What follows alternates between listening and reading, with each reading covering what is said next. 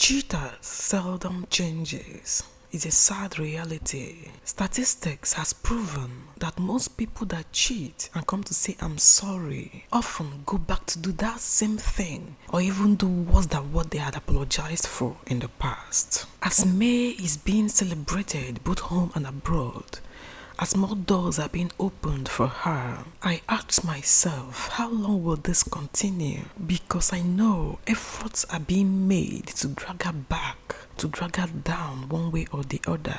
The pride of her husband is still intact, but the signs are not favoring him. The signs, the evidences, the statistics, the data that can be seen, that is tangible, is not favoring him, and that he will try to take a course of action to salvage the situation is understandable. But guys, my point today is not the actions he might deploy to restore the lost glory of his family. My point today, my interest, my concern today is his intention, the genuineness of his heart, the truthfulness of his spirit, because actions are most often pretensions. That is meant for me, Edochie, alone to discern. It is very easy to say I love you. It is even easier to say I am sorry. What really matters is the action or the actions that back up such utterance. How do you intend to prove that you are genuinely sorry, that you genuinely love somebody? I am not unaware that I may be preempting an occurrence that may never happen. I am not unaware that pride may never allow you to publicly and genuinely apologize and reconcile with his wife, May. But whether he does that or not, it is a question that most women in our society will need to answer at a point. When a man that has cheated on you come back to say I'm sorry, how do you decipher, how do you discern the authenticity of his intentions, the genuineness of his utterances, the integrity and truth of his actions? It is very, very easy for you to say I am sorry when your loving wife you've cheated on has moved on and is now looking more radiant than you've seen her before. Not because she was not radiant when you were there, but because your influence has tried to smother and cover her glow. Now you are from outside beholding the glory and the glow of grace and beauty in her. It is very, very common that men often run back, eating their words, apologizing to the woman they have disrespected, disregarded and abused in the past. The onus therefore lies on the woman to make a decision that will be beneficial to her and her children, and to use history and her womanly and motherly instincts to detect the truthfulness and the level of authenticity in whatever the man is saying.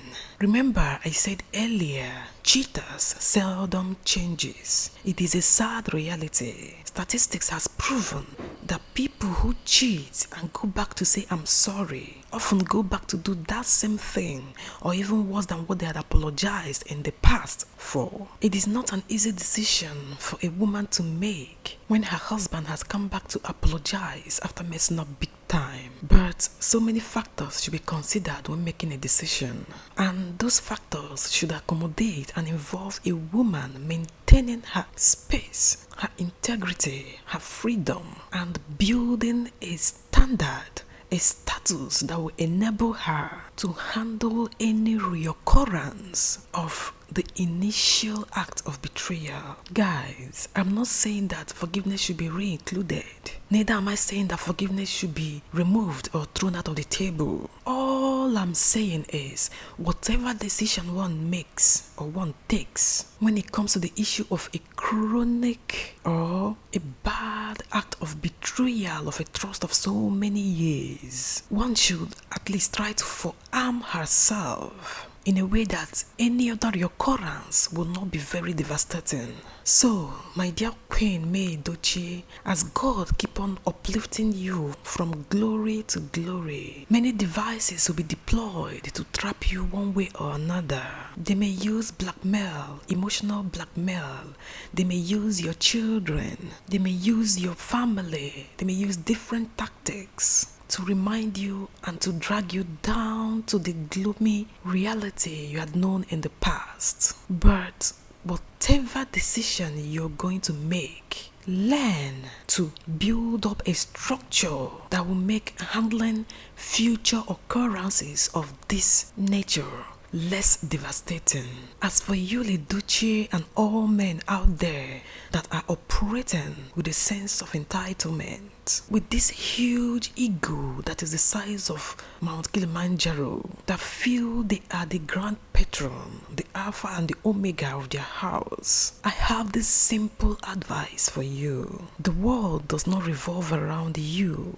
That woman, that your wife you think is nothing because you are nothing. The way you see somebody is a more reflection of who you are than of that person. So, as you come back home treating your wife so bad, complaining about everything, virtually everything she does, just because you are comparing her in your mind with a side chick outside, with a young girl who has no other job, no other responsibility than to prim and package her body, which is her only commodity, for any available client. Because of the glamour in the outside world, because of the glamour on social media platforms, you forget the sweet, beautiful and good sides of your wife. You forget her body is like that because she sacrificed her shape to bear your children. You ignore, overlook and took for granted the fact that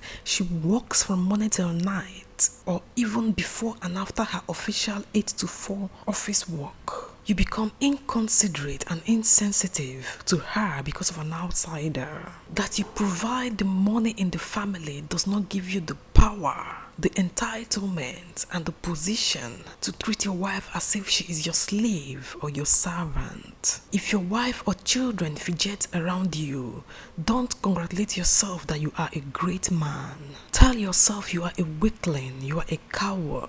Because that chevron they are chevron before you is a reflection of who you are, not who they are. Because it's your level of insecurity that is making them uncomfortable. When you are not around, when they are in an enabling, positive, powerful presence, they blossom, they exhilarate, they unfold with grace, with glamour, with joy, with happiness, with excitement. Guys, look at May Edochie in the atmosphere, in the presence of men like Obi Kubana, AY, Kanayo O Kanayo, and the rest. See the confidence, the joy, the pride, the happiness in her face as she moves from one great circle to another.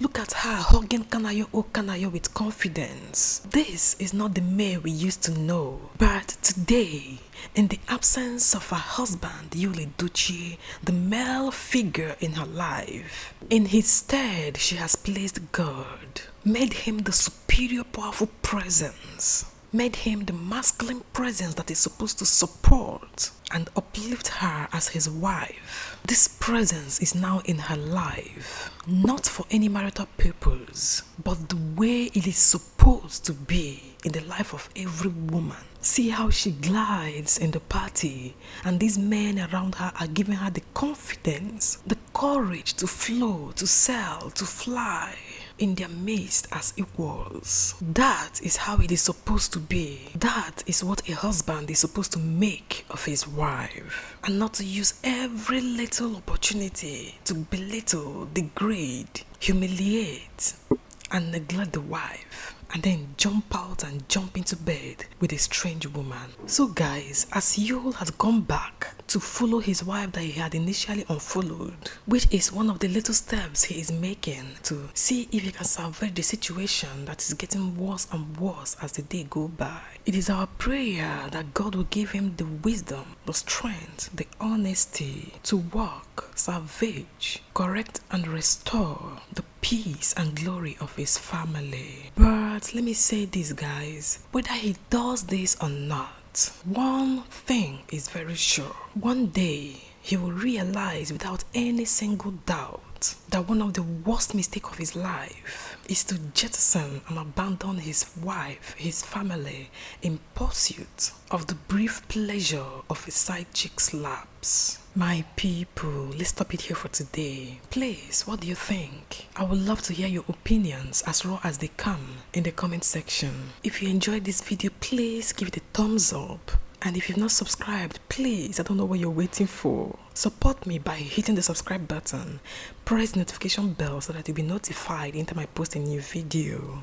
Also, like and follow our G-Squatter page on Facebook for more. Thanks for watching, guys. See you next time. Bye-bye.